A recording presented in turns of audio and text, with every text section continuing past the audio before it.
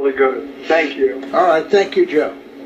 Yeah, I think that's what other course would the mayor and the administration have other than to paint you as the bad guy? Absolutely. They didn't like the message, so let's get rid of the messenger. Right. But the notion that I could somehow encourage these people to leave in droves is preposterous. Right. If there were no substance to what I was saying, I would have dried up and blown away long ago, Big. You know that. Absolutely. Well, that's a line you used in the newspaper. I thought it was a good one. Lacey McLaughlin, the New News Journal, the current reporter, is she treating you fairly? Yeah, I wouldn't care to critique or to criticize her work at all, with one exception, in that it's rare for a paper to get the full story ever. Well, I called her when she was new, and I said to her, I said, Lacey, I don't know her. Is she a young girl? Probably Yes. a young girl. And, this is pretty high-level stuff. And I said to her, it just seemed to me that I'm not hearing the rest of the story, And then we did have a couple stories much more focused on yourself. Yeah, and let me tell you, the editorial board of the News Journal certainly did a 180 in the 1 week between their initial editorial and when they chose to print my op-ed the following week. I believe their editorial at that point very much recognized that there was another side to the story. Yeah, I thought that they talked about the faithful opposition, as being not a bad thing. I guess not. You may not be allowed to tell me. Lacey was not allowed to tell me. What happened to Ray Weiss? I have no idea. He just went away, just disappeared. Is he still in the area? Did he? I don't know. I don't know either. I know one thing. He was a good guy. I thought he was a good guy. And he just evaporated. Yeah. So, but and Lacey didn't feel that she would have a job if she told me what happened. No, I've never inquired about it. I asked her. Mm-hmm. So anyway, I'm the reporter that reports on the reporter. Good. We need those too. All right. So what's your next item? Well, during the last year, it was disclosed that the city hadn't been reconciling their bank accounts. Yeah, that's sort of a basic, isn't it? That is so basic. Yeah. It's beyond a comment. And what really, would be the excuse for that? I don't know that they ever offered an excuse per se, an explanation. The person they hired to do it wasn't able to do it, but that's not really an excuse either, is it? It just didn't make any sense. But understand on the bank recs now, there's two steps to it. The first is truly we need to reconcile our bank account.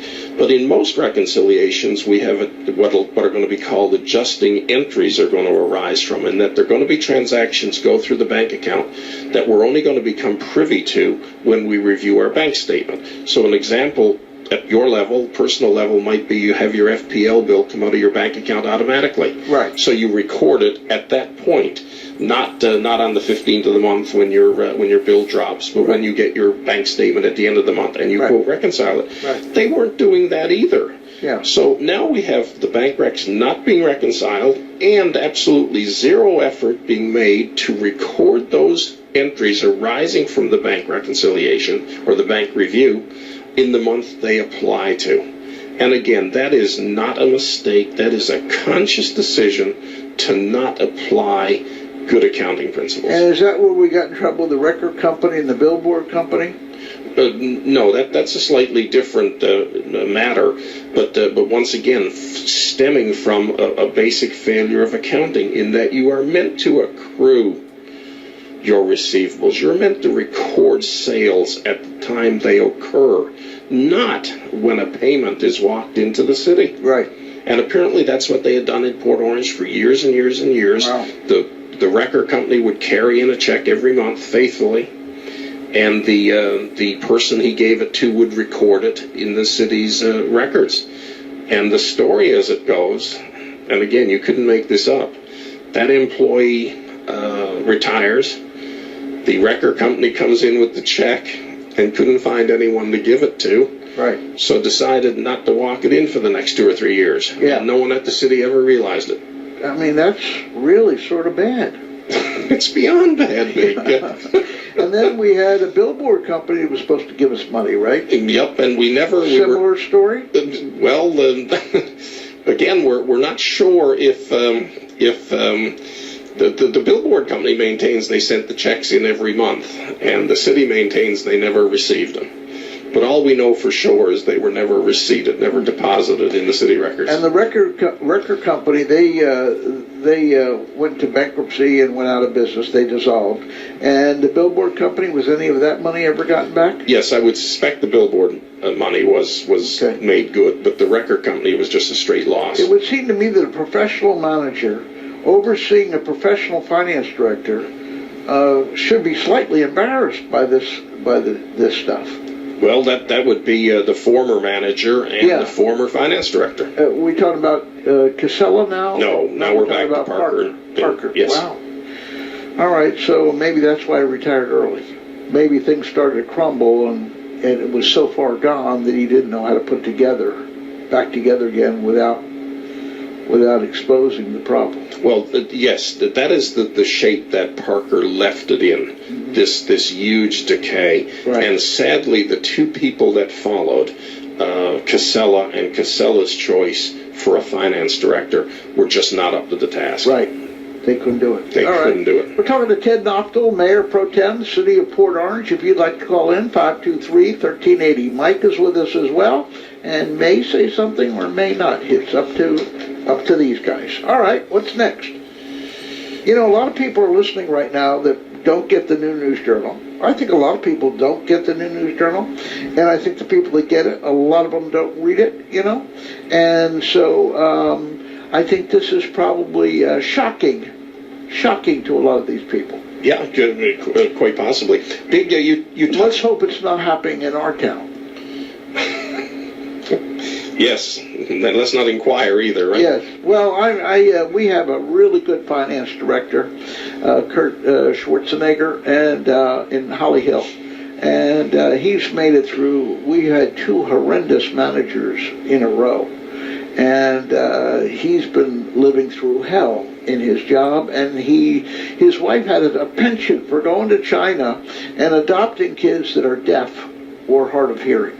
So he needs to work, you know. So he needs to keep his head down, and but I'll bet you we're balancing our books, you know, a lot better than the city of Port Orange. I think this is shocking that you would maybe expect it in a place like Daytona or Holly Hill, not so expected in Port Orange. Big, that shouldn't be expected anywhere. This is so basic that again, you couldn't make it up. If someone Are we in better shape now that we've has the city commission recognized the problem, or are they still in what do they call that, denial?